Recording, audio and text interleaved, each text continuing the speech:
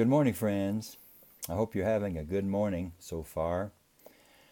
Today we are in 1 Thessalonians chapter 5 and the particular section verses 1 through 11.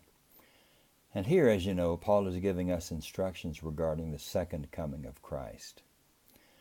What does he urge Christians to do or to be in this passage? Well, you know the answer. He wants them to be ready for the Lord's return. He says you need to be prepared. Be vigilant, be watchful, stay awake, be alert, stay sober. Well, he wants them to be ready when the Lord returns. He doesn't want them to be caught off guard. Why? Of course, the answer to that question is because the Lord could come at any moment. The end could come at any moment. Now, it's been many, many years since Paul wrote those words, and the Lord still hasn't returned. So it would be easy, wouldn't it, for us to be lulled into thinking that the Lord might not be coming or that the Lord would postpone his coming. Paul is afraid that Christians will become indifferent, that they'll drift into carelessness and indifference. And we must not permit ourselves to be lulled into this kind of indifference. The Lord could return at any moment. We could pass from this life to the next at any moment, couldn't we? So we need to stay ready. My guess is that most of us don't live with that realization that the Lord could come at any minute. But we should, shouldn't we?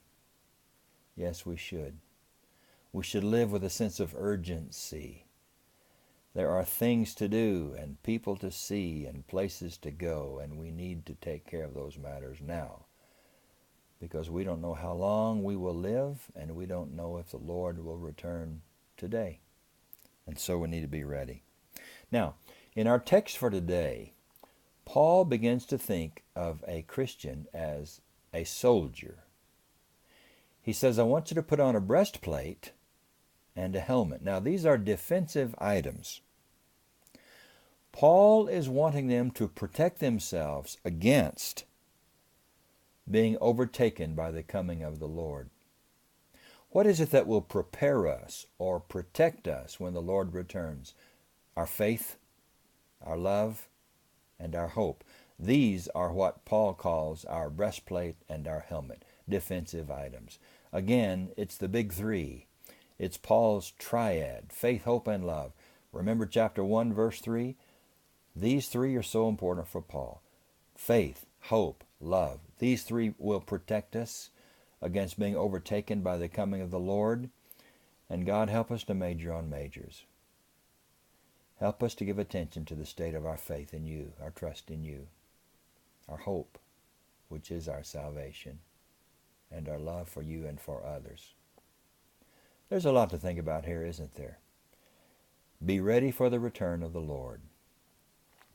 Say, we are just about 2 weeks away from the end of our study of 1 Thessalonians, and here's what I propose. Once we reach the end of September, if the end of September comes, I need to add that after we studied this passage today. Once we reach the end of this month and the end of our study of 1 Thessalonians, I propose that we take a week off from our journey through a book, that we do something different. Maybe you'll take a hymn book and read a few hymns. Maybe you'll listen to some music. Maybe you'll just be devoted to prayer time for your daily quiet time. I don't know. But I propose we take a week off. And then after a week goes by, we begin a study of 2 Thessalonians. What do you think about that? It's fitting, isn't it? 1 Thessalonians, 2 Thessalonians. Well, I want you to think about it. If you have any strong feelings one way or another, let me know. But for now, I think that's what we're going to do. And I'll provide you an outline of our daily reading assignments to go with it. But anyway, I want you to be thinking about that. In the meantime, we're having a great time in 1 Thessalonians, aren't we? And I appreciate your doing this with me. Have a great day.